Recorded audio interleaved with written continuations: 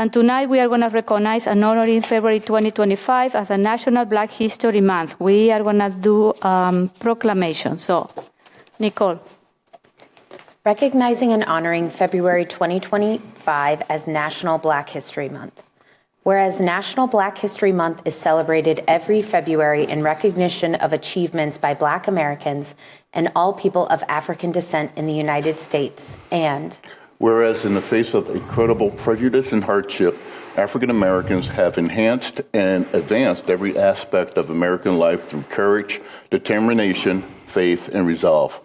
Their fight for equality, representation, and respect motivates us to continue working for a more promising, peaceful, and hopeful future for every American. And whereas Black History Month calls on Americans to honor the countless scientific, artistic, economic, entrepreneurial, and intellectual contributions of Black Americans, while also acknowledging their ongoing pursuit of full citizenship, equity, inclusion, and justice throughout the nation's history. And whereas the Black History Month 2025 theme, African American and Labor, celebrates and honors the profound contributions, shedding light on how work, both historically and in the present day, continues to shape the identity, culture, and economic status of Black communities. And whereas the City of Fitchburg continues to work toward becoming an inclusive community in which all citizens, past, present, and future, are respected and recognized for their contributions and potential contributions to our community, the state, the country, and the world. And whereas the City of Fitchburg is proud to honor the history and contributions of African Americans in our community and reaffirms its commitment to working alongside community leaders to address inequities experienced by Black residents and to support their overall success and well-being now and tomorrow. Now, therefore, in recognition of the Black community, past and present in our community, I, Julia Arata-Fratta, Mayor of the City of Fitchburg, Wisconsin, along with the Common Council, do now proclaim February 2025 to be Black History Month in Fitchburg. I invite all Fitchburg residents to take time this February to learn more about Black history and reflect on the profound contribution of Black Americans, celebrating their impact on our community and beyond. This is proclaimed this 11th day of February 2025. So before we take the picture, today we have a special guest in our chamber, is Reverend Alex G.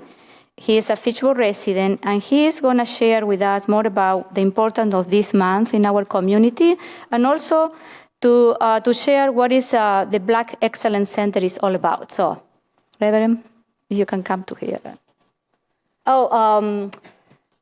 Yes, you can come, and then Joe is going to introduce you.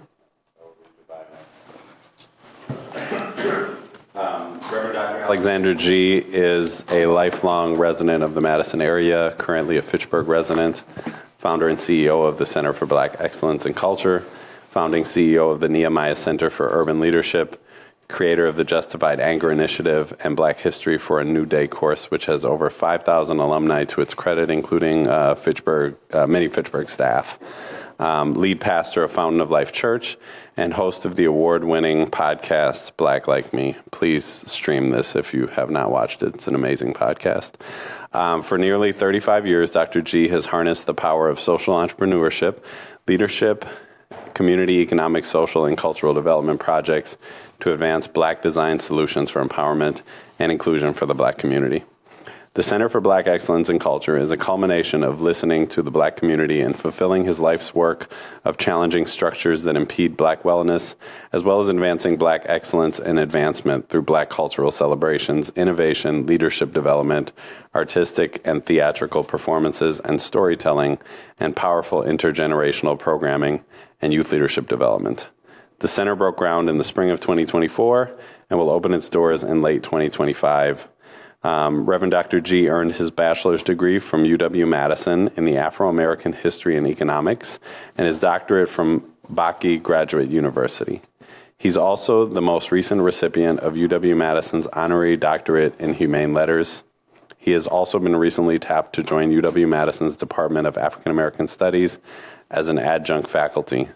Dr. G has studied and taught leadership development strategies all across the U.S., as well as in Canada, Mexico, India, South Korea, Thailand, Cambodia, and South Africa. He's a husband of 36 years, a dad of one adult daughter, a published author, guest columnist, coach, mentor, and sought-after thought leader on culture, leadership, cross-cultural leadership, and community transformation theory. Welcome, Dr. G. Thank you so much. I welcome this opportunity, so thank you very much. Good evening, Mayor, members of Fitchburg City Council, and Fitchburg citizens who are here. I appreciate that very illustrious introduction. I'm honored to be here today to celebrate Black History Month, particularly here in the city of Fitchburg. I want to thank you for allowing this to still be a place where Black history is celebrated in our country. That means a lot to me. And I carry a deep sense of pride in our rich heritage. This history motivates me to give back and to contribute to our collective growth. I've been inspired to create initiatives like the Fountain of Life Church, the Nehemiah Center for Urban Leadership Development, Black Like Me podcast, and most recently I founded the Center for Black Excellence in Culture. These efforts are my way of honoring the legacy of those who came before me. These are places where we celebrate our cultural history and build bridges to members of other communities for the sake of unity. I grew up here in Madison, Wisconsin. I'm also proud to say that I was one of the early students at Aldo Leopold Elementary School before Fitchburg was incorporated in the early 80s. In 1971, when the school was surrounded completely by cornfields. There was nothing between Stop and Go and Leopold but cornfields. And I received a good education there and actually keep in touch with two of my teachers. But I didn't learn about the contributions of Black people there. I learned about slavery, and I listened to my friend Snicker in our social studies classes. We talked about it. And that experience, along with my family's journey, shaped my passion for strengthening the Black community through learning and sharing and celebrating of our culture and our excellence. A few years ago, well, let me just say, just while on that point, I'm not sure if we have sufficiently tied the lack of that type of history and the educational performances of our children. But it's hard to stay engaged as a child when you're one of two Black students in a classroom and your history is trivialized, and we only talk about the most wretched and dark part of it. And we spoke nothing of the Harlem Renaissance, of Black innovation, of inroads and creation and innovation in medicine and music and performance and academics. It wasn't until I was a student at the University of Wisconsin-Madison where I actually learned that we contributed to this country, and it transformed me deeply. A few years ago, before the onset of the pandemic, I was able to be a part of the Year of Return, a group of African Americans who, about three of us who returned to West Africa, to Ghana, to commemorate the 400th anniversary of the transatlantic slave trade. And during part of that tour, we visited a slave dungeon. And we sat there for a few hours while a tour guide explained American history to us. He explained that many of the African citizens were taken from that part of the country. A good part of the folks who did come to the Americas actually came through that slave dungeon. They called it a castle, but it was a slave dungeon. Many died in the space where we sat. When they excavated the floors 3 inches down, they found teeth and hair and skin and feces where my ancestors dwindled and pined away. Of those who survived, they had to walk through the door of no return and were put on slave ships. And of those who were put on slave ships, many jumped overboard, smothered their children to not be a part of what they saw coming. Of those who did make it to the United States of America, because most of the Africans actually went to Brazil. More went to Brazil than the United States of America in the Caribbean. Of those, maybe 5% who were taken came to America. Of those who didn't die because of all of the diseases that were taking place, survived and raised children and sharecropped and built universities and fraternities and sororities and hospitals that serve Black people. And so that day, on that Tuesday morning when we sat in that slave dungeon, the guide looked at us and he said, "You Black Americans are the descendants of the strongest of our strong. And he made some mixture in clay and he wiped it on each of our arms and he said, "You're victorious." I probably have not felt anything that powerful outside of a very profound religious experience in my life. And in that moment, I said, whatever this idea is that I'm conjuring up about a center that talks about the Black community and its need to celebrate will focus on the diaspora, and it will focus on strength, and we will not talk about the middle passage. It's important, it's real, but there are enough places to talk about it. But I realized in that dungeon that my history did not begin on a slave ship or on the shores of the United States of America. It began in West Africa, where folks were proud and taught us how to survive. We came back and founded the Center for Black Excellence in Culture because the focus would be on the African diaspora, the history and the impact of people from Africa, the people from the Caribbean, the communities that identify as Afro-Latino and African Americans. We'll talk about our collective stories and impact on the state of Wisconsin and the way that we have committed ourselves, died for, and lived for the ideals of this state and its motto of being forward.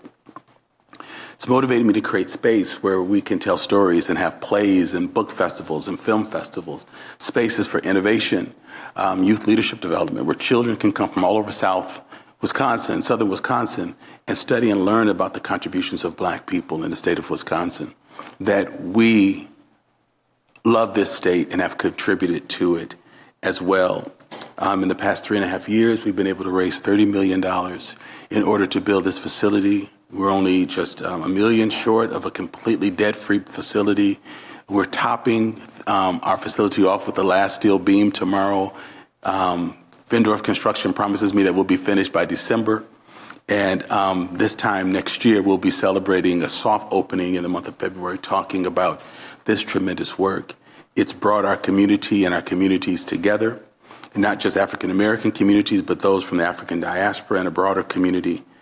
And the work of the community to support my history, our history, has made me proud to be a member of this community, because many of my colleagues around the country could not believe that the state of Wisconsin would come behind such an innovative idea, but it has.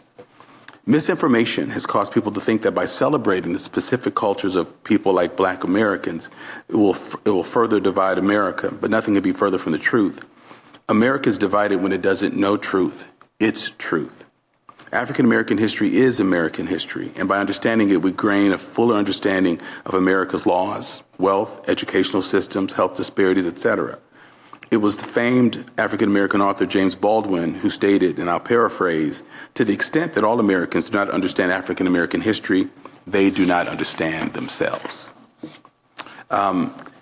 It was mentioned earlier that I've just recently been tapped to become an adjunct faculty member in the African American History Department.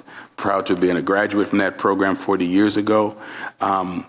And I'll be teaching a course that's called Rebuilding Black Societies Through Cultural, Social, and Economic Development, using Nehemiah and the Center for Black Excellence in Culture as case studies, because the cycle of studying and sharing Black history can have a viral and powerful impact on society. As we strengthen our Black communities, we become even greater partners to the greater community, the broader community. We have much to offer and celebrate, and we are part of the fabric of this community, and we need to celebrate that. We should feel free to continue to celebrate the celebrations of Black history because of its power to move us ahead together. Thank you so much for giving me this space this evening. Thank you very much.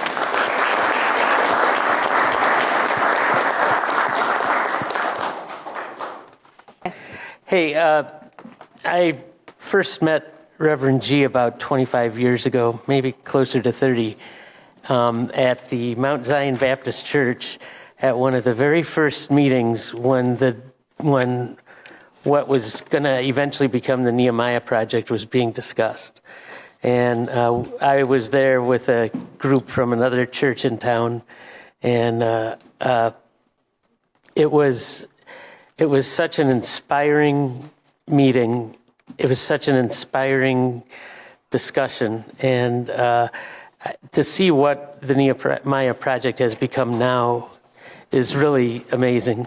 This man has so much energy and so much enthusiasm for what he's doing, and he also happens to be a customer of mine. Okay. But we have a history that goes back a little ways. We're not, I wouldn't say we're super close to each other, but I've been able to observe the work that is being done, and I think the work to bring more unity to Madison, to Fitchburg, to this whole area is important work, and Reverend Gia is one of the main driving forces in making it happen.